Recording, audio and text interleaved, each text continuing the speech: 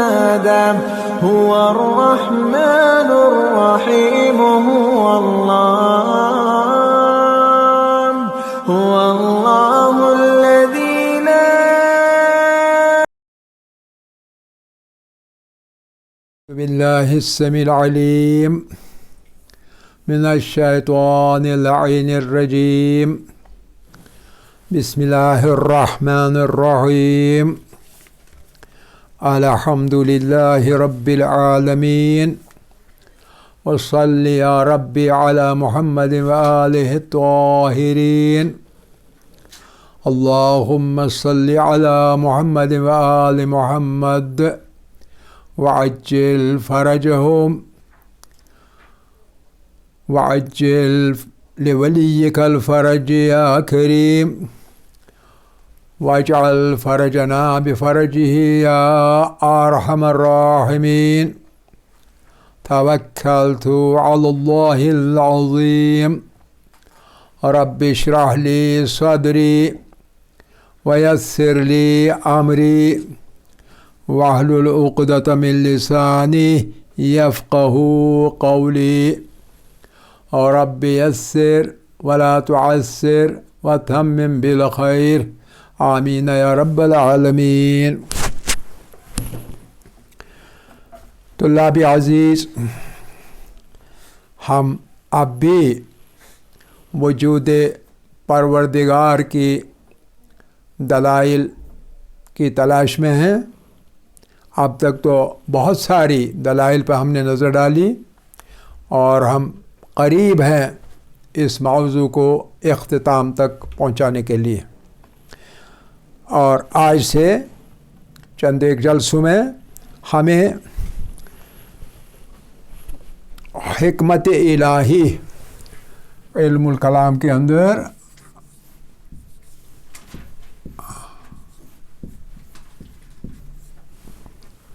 حکمت اور قدرت، حکمت و قدرت الہی کے مظاہر کا جائزہ لینے پڑے گا. اور وہ مظاہر کون سے ہیں؟ عجائبات. جہاں کہیں ہمیں عجیب چیزیں نظر آئیں تو ہماری عقل دھنگ رہ جاتی ہے ایسے ایسے مظاہر کو دیکھ کر. ایسے ایسے مظاہر کو دیکھ کر انسانی عقل دھنگ رہ جاتی ہے.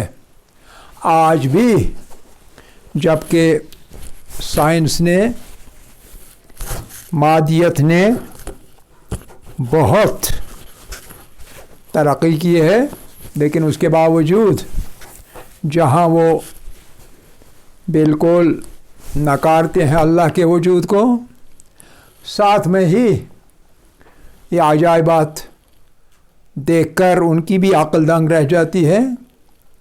کوئی توجیہ آسانی کے ساتھ تلاش نہیں کیا جا سکتا. بہت مشکل ہے ایسے مظاہر کو، ان کی توجیہ، ان کو ایکسپلین کرنا، ان کی توجیہ پیش کرنا. ہاں، توجیحات کے بغیر نہیں ہے ایسے عجائبات. توجیحات ہوتے ہیں، لیکن انہیں جاننے کے لیے، انہیں پہچاننے کے لیے مزید علم کی ضرورت ہوتی ہے. تو لہذا ہم کہہ سکتے ہیں کہ خدائی قدرت اور حکمت کے مظاہر موجود ہیں کائنات کے اندر اور خود انسان کے اپنے نفس کے اندر. اور وہ عجائبات آج کی لیول پر،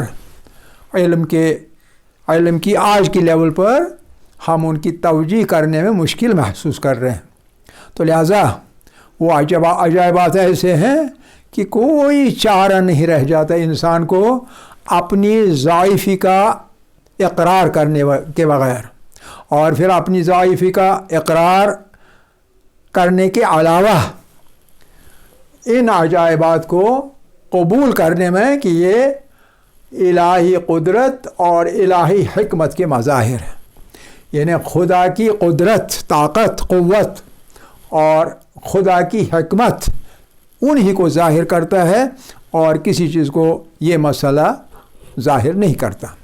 یہ عجائبات جو ہیں یہ صرف حکمت الہی اور قدرت الہی کو ثابت کرتے ہیں. تو ایک ایک کر کے ان کے بارے میں بات کریں گے. چند ایک کو ہم نے جب کائنات کی خوبصورتی کے بارے میں ہم نے بات کی اس وقت ایک پاسنگ ریفرنس ان کے بارے میں ہم نے یہاں پیش کی. تو ان کو ابتدا میں نئے سرے سے تھوڑا ریکیپچولیٹ کرتے ہیں اور اس کے بعد جن کے بارے میں بات نہیں ہوئی ان پہ بھی ایک نظر ڈالیں گے مختلف عنوانات کے تحت. پہلا عنوان جو ہے وہ ہم پسند کریں گے خوبصورتی، کائنات کی خوبصورتی کے بارے میں. خوبصورتی، کائنات کی خوبصورتی، کائنات کی خوبصورتی.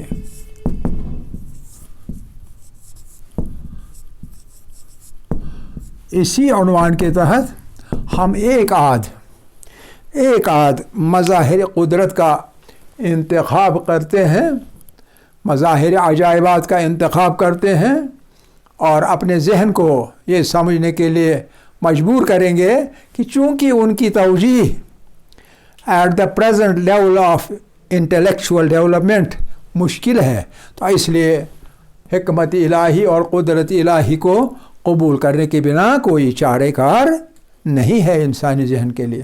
تو اور پہلی چیز کون سی ہے؟ وہی جو میں نے کہا تھا کہ قدیم سے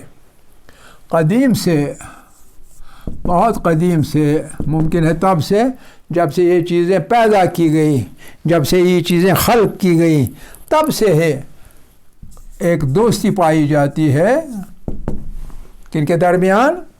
ایک گل کے درمیان اور پروانوں یا حشرات کے درمیان.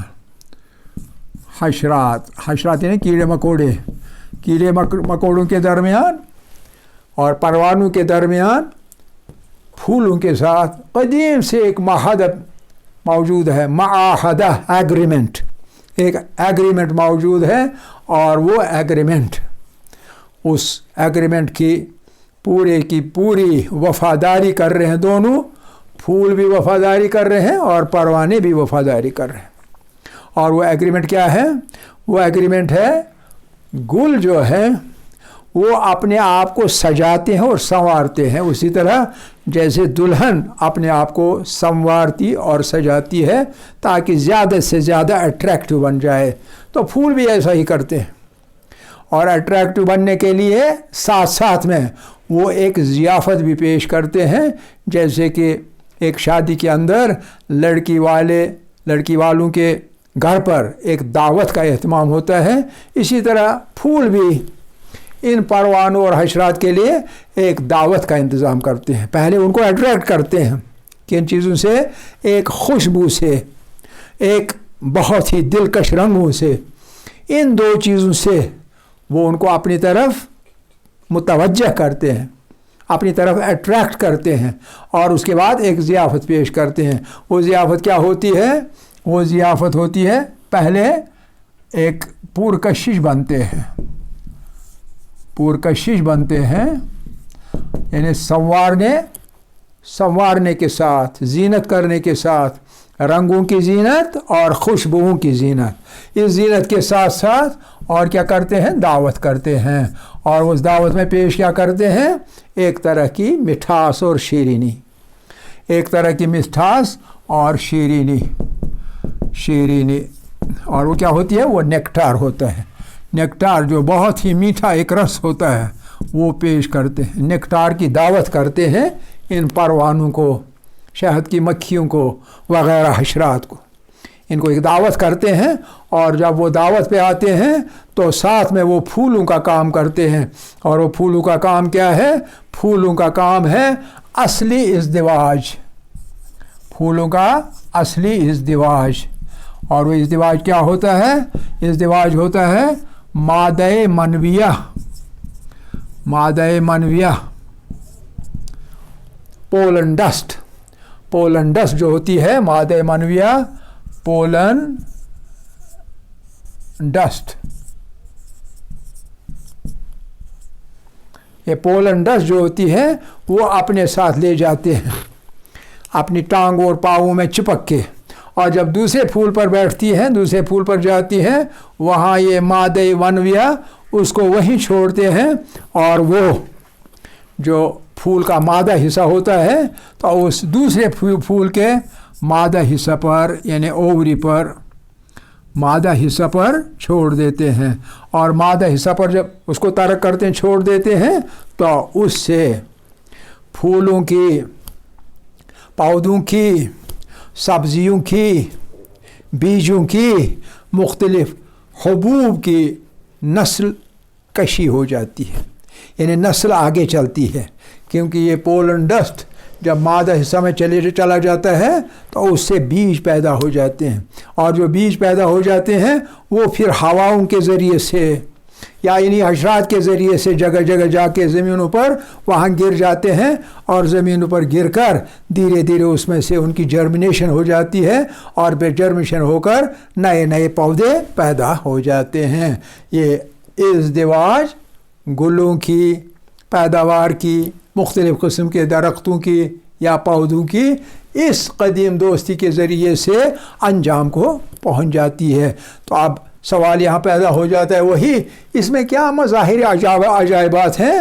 مظاہر عجائبات اس میں یہ ہے کہ یہ عہد نامہ جو ہے گلوں اور پروانوں کے درمیان دوستی کا عہد نامہ، دوستی کا ایگریمنٹ، یہ ایگریمنٹ کس نے کرایا؟ نمبر ایک، کیونکہ ابتدا سے ہی جب سے یہ دونوں وجود میں آئے ہوئے ہیں تو اسی اصول پر کاربد ہے، تو اس کا مطلب ہے ایک ایگریمنٹ ہے، وہ کیا ہوا ہے پہلے سے، اور اس ایگریمنٹ پر کام ہو رہا ہے، عمل ہو رہا ہے۔ جب اس پر عمل ہو رہا ہے تو اس کا مطلب کیا ہے؟ اس کا مطلب یہ ہے کہ کوئی ہستی ہے جو ہستی اس معاہدے پر وضع کرنے کے بعد، وضع بھی اسی نے کیا ہے اور اس پر عمل بھی کرواتی ہے وہ ہستی، اور وہ ہستی بغیر حکمت و قدرت الہی کے اور کوئی نہیں ہو سکتی۔ تو یہ پہلا جو ہے مظہر، یہ پہلی مثال ہے ان عجائبات کی، تو یہ خوبصورتی کے عنوان کے تحت۔ اور دوسری چیز، اب دوسری چیز کون سی ہے؟ دوسری چیز ایک اور بہت ہی خوبصورت پرندہ، ایک بہت ہی خوبصورت پرندہ، جو پرندہ رنگوں کی خوبصورت میں یگانہ روزگار ہے، یعنی ایسا کوئی اور پرندہ نہیں ہے، اور اس پرندے کے بارے میں توصیف جو اس کی ہے، اس کی وصف جو بیان کیے گئے ہیں، وہ وصف نہج البلاغہ میں بھی موجود ہیں، اور وہ وصف جو ہے وہ ہے ایک مشہور پرندے کا، جسے ہم کہتے ہیں کہ یہ خوبصورتی میں یگانہ روزگار ہے، خوبصورت میں یکتا ہے، یعنی اس کی کوئی مثال نہیں ہے، بے نظیر ہے، اور اس کی اس پرندے نے اپنی جگہ نہج البلاغہ میں بھی بنائی ہے۔ نہج البلاغہ میں مولائے کائنات نے اس کا تذکرہ کیا ہے، اور یہ خطبہ نمبر شاید 153 میں، خطبہ نمبر 153 میں، خطبہ نمبر 163 میں، 163 53 نہیں بلکہ 63 میں، 163 163 خطبہ میں مولائی کائنات علی بن ابی طالب علیہ الصلوۃ والسلام نے بھی اس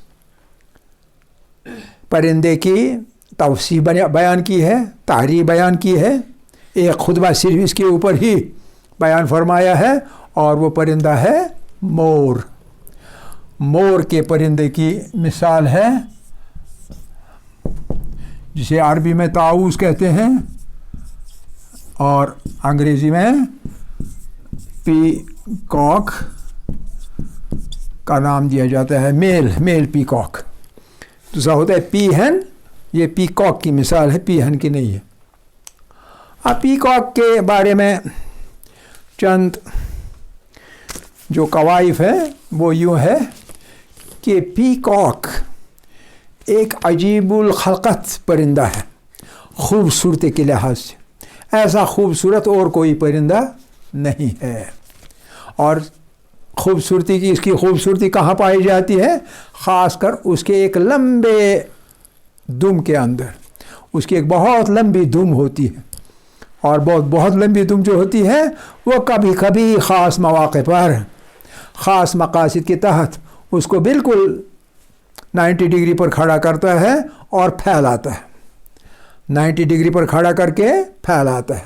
اس میں جو پر ہوتے ہیں وہ پر بہت لمبے ہوتے ہیں. کتنے لمبے ہوتے ہیں؟ وہ تقریباً 2 میٹر کی لمبائی کے ہوتے ہیں. 2 میٹر کوئی چھوٹی بات نہیں. 2 میٹر کے پنکھ، اس کے پر جو ہیں ٹیل میں دم میں وہ 2 میٹر کی لمبائی تک ہوتے ہیں.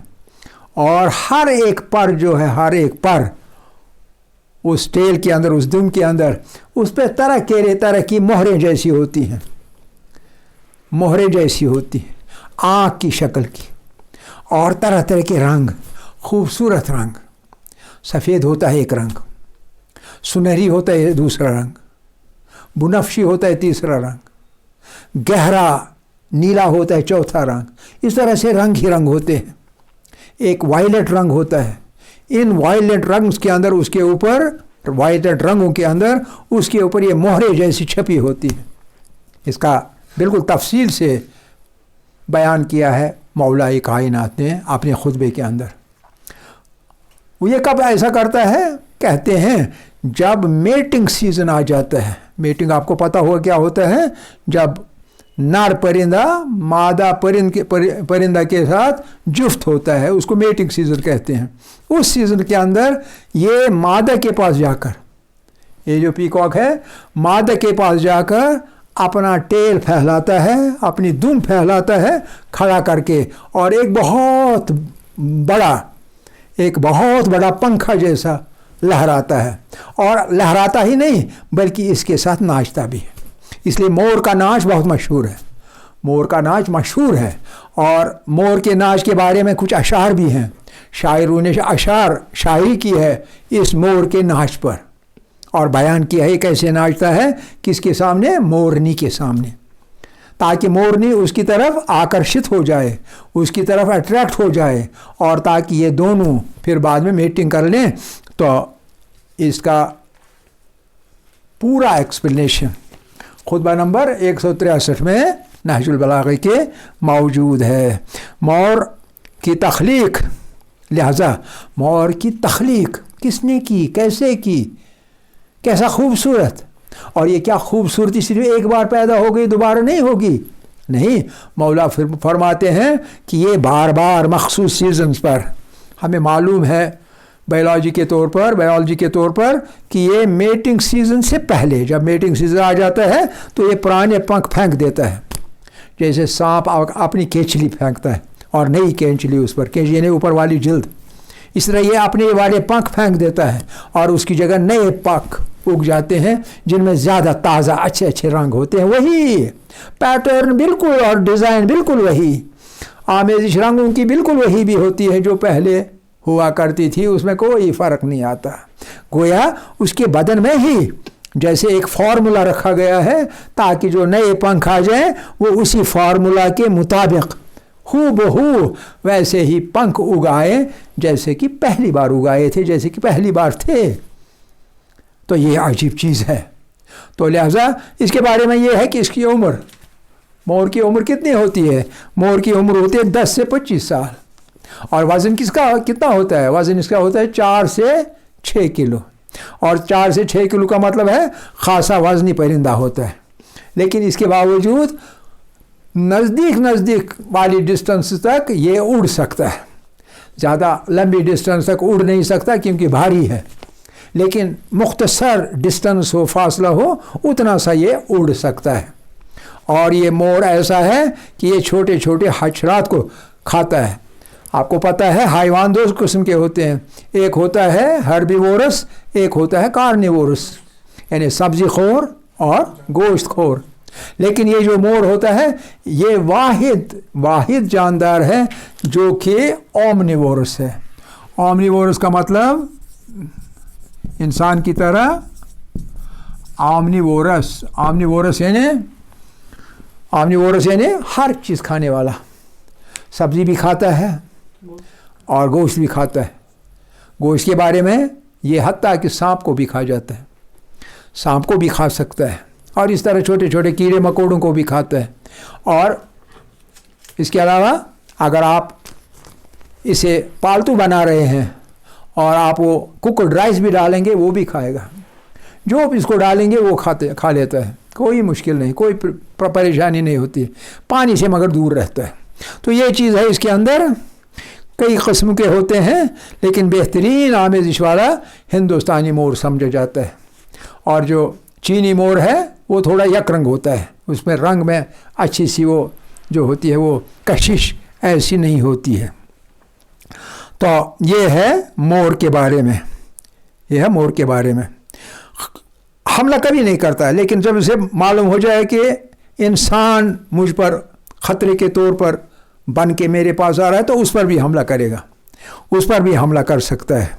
तो बहरहाल 7 माह का इसका मीटिंग सीज़न होता है, या 7 महीने का 7 मंथ्स मीटिंग सीज़न, उससे पहले ये अपने पंख बदल लेता है और वो हूबहू बिल्कुल वैसे होते हैं जैसे पहला हुआ करता था। ठीक है कि नहीं? तो खूबसूरती के अंदर हम सिर्फ ये 2 अजाइबात इनका ज़िक्र करना पसंद करेंगे, और साथ में हम रियलाइज़ करेंगे, हम एहसास करेंगे, और वह एहसास ये है कि ये फार्मूला इस रंग इस तरह की डिज़ाइन की, पंखों के डिज़ाइन की उसके अंदर, और आदात, ये सब कुछ मादे का काम नहीं हो सकता, सिर्फ़ एक हिकमत व कुदरत वाली हस्ती का ही हो सकता है, जो कि काफ़ी हकीम है। हकीम यानी बहुत नॉलेज वाला, बहुत डिज़ाइन सोचने वाला, जो कि दूर रस डिज़ाइन वाज़ा कर सकता है और उन पर अमल कर सकता है और उसके लिए फार्मूला वगैरह बना सकता है। सिर्फ एक हस्ती, और वो है इलाही हस्ती, खुदाई हस्ती। तो ये 2 मिसालें किसके बारे में? खूबसूरती के बारे में, अजाइबात के तौर पर जो हम पेश कर रहे हैं। इसके अलावा भी बहुत सारी हैं, लेकिन फ़िलहाल हम सिर्फ 2 का इंतखाब करते हैं, क्योंकि अगर हम सब के सब शामिल करें अपने इस मबाहसे में तो फ़हरिस्त जो होगी वो बहुत लंबी हो जाएगी और उससे हमें थकान हो जाएगी, यानी टायर्डनेस पैदा हो जाएगी। तो ये है 2 चीज़ों के बारे में खूबसूरती के साथ। फिर हम आ जाएंगे एक और चीज़ पर, और वो चीज़ है कैमोफ्लेज, जिसे कहते हैं कैमोफ्लेज। Camouflage CAMAFLOUGE। कैमोफ्लेज क्या होता है? कैमोफ्लेज होता है अपनी असलियत छुपाना, अपनी जो असल है, असली शक्ल, उसको छुपाना। और इसकी बेहतरीन मिसाल आप देखेंगे, जो आर्मी होती है, फ़ौज होती है, वो फ़ौज क्या करती है? वो फ़ौज जब जाती है फील्ड के अंदर महाजों के ऊपर लड़ने के लिए, या उसके बगैर भी, वो अपने बदन पर ऐसे कपड़े पहनते हैं ताकि वो देखने वाला दूर से ये कहे कि ये कुछ उसी माहौल की चीज़ है जिस माहौल में ये चल रहे हैं। ग्रे और ग्रीन और वगैरह वगैरह ये सब्ज़ी के साथ मिल रहा है, तो पता चलेगा ये कोई सब्ज़ चीज़ वहाँ से जा रही। इंसान का जो ये हुलिया वो छुपाता है ये मिलिट्री वाला, आर्मी वाला। और इनकी गाड़ियों पर भी वो जाल जैसी लगी होती है, और उस पर भी तरह तरह के वो लगे होते हैं, वो छोटे छोटे वो धागों के छोटे छोटे गुच्छे, और वो गुच्छे भी मुख्तलिफ़ रंगों के होते हैं, ताकि दूर से पता ना चले कि गाड़ी है, बल्कि पता चले ये कुछ माउंट जैसा है, टीला जैसा छोटा जो वहाँ है। तो इसको कहते हैं कैमोफ्लेज। ये कैमोफ्लेज किया जाता है, ताकि जहाज़ों में भी रंग वगैरह वैसे रखे जाते हैं जो कि बिल्कुल रंग से मुमताज़ ना हों, बिल्कुल सफ़ेद नहीं रखेंगे, यक रंग नहीं रखेंगे, लाल नहीं रखेंगे, बल्कि बिल्कुल वही रखेंगे जो एनवायरनमेंट के साथ मिल जाए, और देखने वाला कहे ये एनवायरनमेंट की कोई चीज़ है, आधी चीज़ है, ये कोई ख़ास चीज़ नहीं है, दुश्मनी वाली चीज़ नहीं है, लड़ाई झगड़े वाली चीज़ नहीं है, कोई ऐसी जानदार नहीं है जो हमारे लिए या मेरे लिए ख़तरा बने, ऐसी चीज़ नहीं है। तो इसको कहते हैं कैमोफ्लेज। तो ये कैमोफ्लेज जो करते हैं ये जानदार भी करते हैं, اور ان جانداروں میں حیوانات بھی کرتے ہیں اور نباتات بھی کرتے ہیں۔ آپ دیکھیں گے کہ درختوں میں، پھولوں میں، پتیوں میں، پودوں میں طرح طرح کے رنگ ہوتے ہیں، اور وہ رنگ دیکھ کے کبھی اندازہ نہیں ہوتا کہ یہ ایک پودا ہوگا، یہ ایک درخت ہوگا، کئی ایک، ہر جگہ نہیں، کئی ایک۔ اور اسی طرح ان جہاں جنگلات ہیں یا سبزیاں ہیں یا فلورا اور فونا ہے، تو وہاں کے رنگوں کے مطابق کوئی جاندار بھی ہوتے ہیں، جیسے سانپوں کے مختلف رنگ ہوتے ہیں اس انوائرمنٹ کے رنگ کے مطابق۔ مینڈگوں کے کچھ خاص رنگ ہوتے ہیں تاکہ وہ محسوس نہ ہو یہ فلاں چیز ہے، سمجھ آئے کہ یہ انوائرمنٹ ہی کوئی پارٹ ہے اس کا۔ آپ سنیں، یہ کیموفلاج ہے۔ اللہ نے کیموفلاج شکاریوں کو دی ہے اور شکاروں دونوں کو دی ہے۔ کہیں جو شکار ہونے جا رہے ہیں وہ اپنے رنگ بدلنے کی وجہ سے یا ایسے رنگ پرماننٹ بھی ہونے کی وجہ سے جس سے وہ ڈسکرمنیٹ نہ ہو جائے اپنے ماحول سے، اور جو شکاری چاہے حیوان ہو چاہے کوئی اور چیز ہو وہ اسے پہچان نہ سکے تاکہ وہ محفوظ رہ سکے۔ لیکن کبھی کبھی ایسا ہوتا ہے کہ اللہ کو تو روزی دینی ہے ہر کسی کو، شکار کو بھی اور شکاری کو بھی، جو کھائی جائے گی اس کو بھی بچانا ہے، لیکن جو کھائے گا اس کو بھی روزی دینی ہے۔ تو کبھی کبھی وہ شکار جو ہے اس کا رنگ بدلنا ہے، کیموفلاج ہونا ہے۔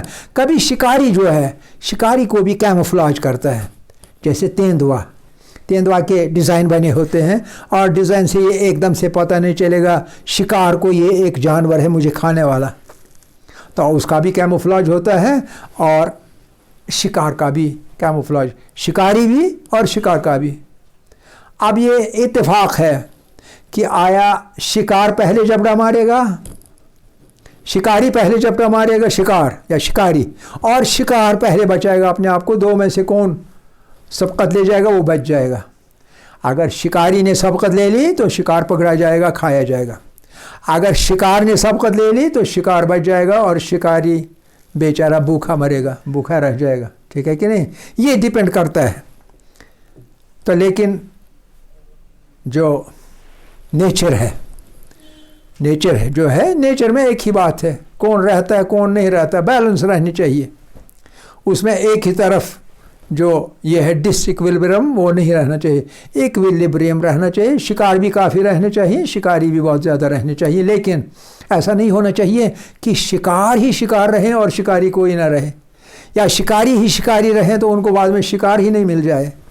ایک متوازن ایک صورتحال ہونی چاہیے، اور اس کے لیے کائنات بنانے والے نے اچھا انتظام رکھا ہوگا، اور لگتا ہے کہ رکھا ہے۔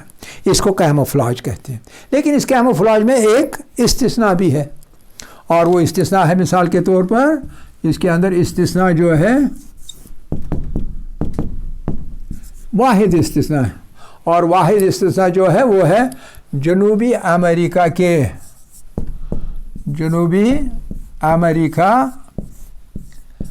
کے جو فارسٹس ہیں، رین فارسٹس، جہاں بہت بارش پڑتی ہے، رین فارسٹس،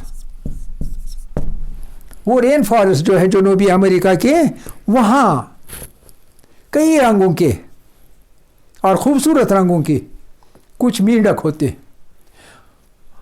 اور رنگدار مینڈک ہوتے ہیں، ایسے رنگدار کہ دور سے دیکھے جائے، رنگدار مینڈک، یہ رنگدار مینڈک جو ہے یہ دور سے دیکھے جاتے ہیں، اور یہ اپنے آپ کو چھپانے کی کوشش بھی نہیں کرتے۔ یہ مینڈک اپنے آپ کو چھپانے کی کوشش بھی نہیں کرتے، حالانکہ مینڈک کو سانپ ایک دم سے کھاتا ہے، مینڈک کو ایگل ایک دم سے کھاتا ہے، یہ پتہ ہے ہم نے، لیکن یہ مینڈک اپنے آپ کو بچاتے بھی نہیں، حالانکہ دور سے پہچانے جائیں گے۔ تو جو کوئی ان کو کھانے کے لیے جھپٹتا ہے، ان کے نزدیک پہنچ کے ان کو پہچانتا ہے، کیونکہ رنگ ہے بہت خوبصورت، جس کو ہم کہتے ہیں بہت رنگیلا رنگ ہے، ایک دم سے پہچانا جاتا ہے، تو وہ اس کو نہیں کھاتے بلکہ چھوڑ دیتے ہیں۔ کیوں چھوڑ دیتے ہیں؟ اس کی وجہ یہ ہے کہ ان مینڈکوں کے اندر بہت زبردست زہر ہوتی ہے، اور وہ زہر ایسی ہوتی ہے کہ اس زہر سے ایک ہی ٹائم پر اگر یہ مینڈک کھائے کاٹے تو 50 لوگ ہوں گے، 50 مین یا 50 پیپل، وہ دے کین بی کلڈ ایک زہر پہنچنے سے، انسانوں کے بدن میں یا حیوانوں کے بدن میں 50 لوگ مر سکتے ہیں ایک زہر کی خوراک سے ان مینڈکوں کے۔ اس لیے مینڈک بھی آرام سے چلتے ہیں، کوئی خوف نہیں ہوتا ہے کہ ہمارے پاس زہر ہے ہمیں کوئی کھا نہیں لے گا۔ اور جو شکاری ہوتے ہیں ان کو بھی پتہ ہوتا ہے یہ بہت ہی زہریلے مینڈک ہے، اس لیے بعد میں ان کو چھیڑتے نہیں ہیں۔ تو یہ 3 چیزیں آج انشاءاللہ 2-4 روز میں یہ ختم کریں گے مسئلہ، آگے چلیں گے۔ وآخر دعوانا ان الحمدللہ رب العالمین۔